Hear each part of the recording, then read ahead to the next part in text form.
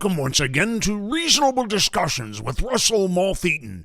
I am your host, the aforementioned Russell Moth-Eaton, and with me today is a former member of the Hiltondale Polo Society and one of the most highly rated polo players in the sport, Lionel Mutton. Mr. Mutton is with us today to talk about a new professional sports league he is attempting to form. Welcome to the show, Mr. Mutton. Well, thank you, Mr. Moth-Eaton. I certainly appreciate this opportunity to tell your audience about our new league. First of all, please give us all a brief overview of the sport of polo for which you are so famous. Well, it has been referred to as the sport of kings. Polo is played by two opposing teams on horseback. The object of the game is for one team to outscore the other by hitting a small hard ball with a long-handled wooden mallet through the opposing team's goal. This is what we call scoring a goal. And how many players are fielded by each team? Well, traditionally each team has 4 mounted riders. Mounted means that they're on horseback, of course. Yes, of course. And how long does a single polo match last? Well, a match is divided into periods that we in the sport call chukkers. Now, my research reveals that there are many organized polo clubs throughout the world and even some professional polo leagues. Oh, yes, that's true. Yeah. But the league that you are attempting to form here will hopefully compete with other professional sports leagues such as football and baseball and basketball. Oh, yes, my goal is to have teams in all the major cities in the United States. New York, Chicago, Los Angeles, Atlanta. I see. Houston, Philadelphia, San Antonio, San Diego. Well, of course. Phoenix, San Jose, Dallas, Detroit. But I must ask, do you think there is enough spectator interest in the sport to support so many franchises in such large cities? Oh, yes.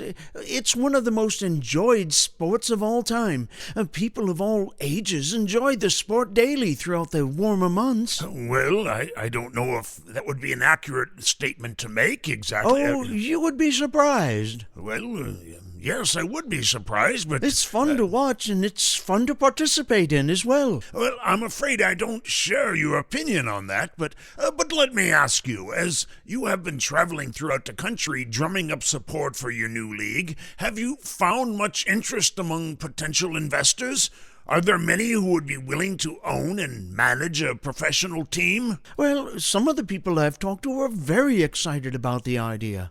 Really? Well, then I stand corrected. I would have assumed there would be very few people who would be willing to invest the amount of money it would take to field and sustain a professional league in a sport with such low fan appeal. Oh, it doesn't cost very much to own a team. It doesn't? No. All you really need is a good-sized swimming pool. A swimming pool? I don't understand. Do you mean to say that you are not attempting to form a professional polo league? Oh, no. I don't know where you might have gotten that idea from. Well, because of your success as a member of the Hiltondale Polo Club and the fact that you're one of the most highly rated polo players in the sport, I would just assume that you would be forming a league for a sport you excelled in. Oh, no, that's funny. Well, the form of polo that utilizes a good-sized swimming pool is water polo. I suppose water polo is a rather physical and demanding sport, but as with regular polo, I would doubt there is enough of a fan base to support a professional league. Oh, I suppose you're right about that. I wouldn't waste my time trying to form a professional water polo league. So this new professional sports league you are attempting to form has nothing to do with any sort of polo at all? Oh, no, it does. So what exactly is the kind of professional polo league you are laboring to create? A professional Marco Polo League. A professional Marco Polo League? Yes, you see, everybody is in the swimming pool, and one player is chosen as it.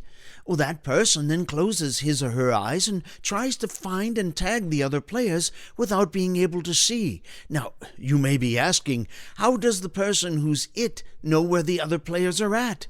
Well, he or she shouts, Marco, and the other players must respond by shouting, Polo.